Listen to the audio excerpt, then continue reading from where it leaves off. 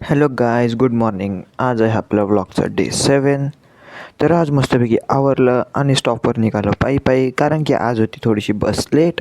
मग ताईला म्हटलं जाऊ दे, मी आज जातो स्वतःहून. मग आपल्याला रस्त्यात भेटले आपले हर्षदादा, जे आपले ज्युनियर आहेत. मग आम्ही पोहोचलो कॉलेजला गेल्यानंतर लेक्चर वगैरे झाले. मग आम्ही सगळे बसलो जेवायला.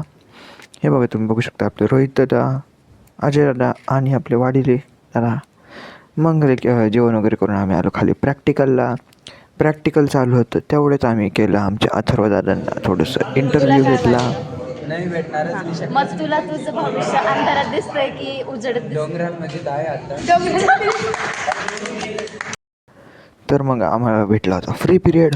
मग आम्ही पोहोचलो टर्फमध्ये. टर्फमध्ये आपण तुम्ही बघू शकता, हे आपले राहुल दादा आहेत, आपले सिनेमॅटोग्राफर, आणि हे आपली बाकी सगळी टीम. तर मग मी घेतलं आपलं विकेट किपिंगचं नेतृत्व हातात आणि आम्ही चालू केलं आमचं क्रिकेट. तर आमच्या इथे चालू होती आपल्या ओमकार दादांची बॅटिंग, कारण की आली होती आपली बॅटिंगचं टाईम. तर ते सगळं झाल्यानंतरून आम्ही आलो तनिष दादांसोबत चहा प्यायला.